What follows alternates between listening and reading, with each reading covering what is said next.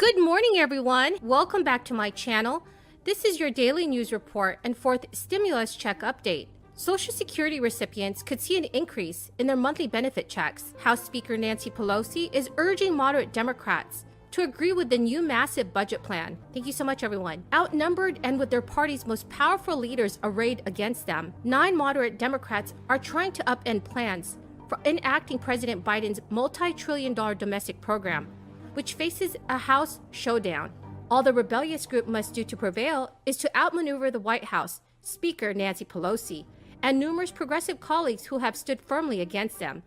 That is no small task. The House meets again today in what Democratic leaders hope will be an interruption of lawmakers' August recess. They want a quick approval of a budget resolution, setting up future passage, maybe later this fall, of legislation directing $3.5 trillion at safety net, environment, and other programs over the next decade. That huge measure, largely financed with tax increases on the rich and big businesses, compromises the heart of President Biden's vision for helping millions of families and fighting climate change and its progressives' top priority. The moderates have threatened to oppose the budget resolution unless the House first approves a $1 trillion 10-year package of road, power grid, broadband, and other infrastructure projects that's already passed by the Senate. With unanimous Republican opposition expected to the fiscal blueprint, the moderates' 9 votes would be more than enough to sink it in a narrowly divided House. The moderates want Congress to quickly send the bipartisan infrastructure measure to President Biden so he can sign it before the political winds shift. That would nail down a victory they could tout in the re-election campaigns next year. Representative Josh Gottheimer had stated, "The House cannot afford to wait months or do anything to risk passing the infrastructure bill." He is a leader of the 9 moderate mavericks who have released statements reaffirming their desire that the infrastructure vote comes first. With most of President Biden's domestic agenda at stake, it is unimaginable that Pelosi would let her own party's centrists deal him an embarrassing defeat. Some solution averting a Biden setback in the House seems likely, but it was unclear what that would be. So everyone, what are your thoughts on this? Please leave them in the comment section below. Thank you, Madam Speaker. Do you support Jerry Nadler's bill to expand the Supreme Court by 4 seats? And would you commit to bringing that bill to the floor? No. I support the President's commission to study such a proposal. But frankly, I'm not. Right now, we're back. Our members, our committees are working. We're building putting together the infrastructure bill and the rest. I don't know that that's a good idea or a bad idea. I think it's an idea that should be considered, and I think the President's taken the right approach to have a commission to study such a thing. It's a big step. It's not out of the question. It has been done before in the history of our country a long time ago. And the growth of our country, the size of our country, the growth of our challenges in terms of the economy, etc., might necessitate such a thing.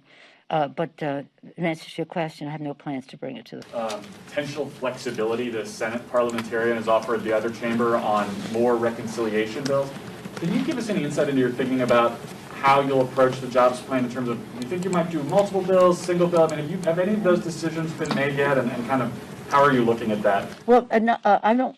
Right now, we're waiting any guidance from the Senate as to what that actually means.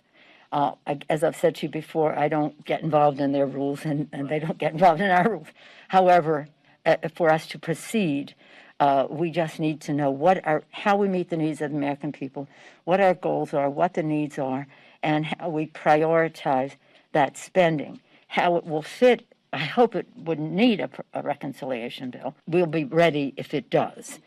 U.S. House Representative Speaker Nancy Pelosi set an October 1st target date for passing President Joe Biden's multi-trillion-dollar infrastructure and social spending agenda. So in a Dear Colleague letter to her fellow Democrats, Nancy Pelosi also warned against delaying next week's expected vote on a $3.5 trillion budget resolution that some centrists have threatened not to support. The Senate has already passed both a $1 trillion bipartisan infrastructure bill to rebuild America's roads, bridges, waterways, airports, and the budget resolution, which includes spending instructions for Biden's Build Back Better plan on education, healthcare, childcare, and climate measures. So everyone, do you think that the House of Representatives should pass the new bill sooner? Please leave your thoughts again in the comment section below. Social Security recipients should get a major cost of living adjustment next year, amid a steep rise in the prices of everything from gasoline, food, cars, and to bacon. The adjustment could be as high as 5.3% in 2022, CNBC News reported, which would be a substantial increase over the 1.3% COLA implemented for 2021. And that would be the biggest rise in more than a decade. A lot of it depends on how the U.S. economy performs over the next few months, and whether the Federal Reserve raises interest rates to deal with higher inflation. The 5.3% COLA estimate for the year 2022 was calculated by the Senior Citizens League. The Social Security COLA for the following year is typically announced during the month of October, Forbes reported last month, and it's based on the current rate of inflation. An increase of 5.3% would be the biggest cost of living adjustment since 2009, when the COLA was 5.8%. Experts noted that the overall inflation rate has risen 5% over the last 12 months, the biggest jump in nearly 13 years. They added that the May rate of inflation was higher than anticipated and likely to rise again this month. Many argue, however, that these benefit increases won't be sufficient to maintain seniors' purchasing power.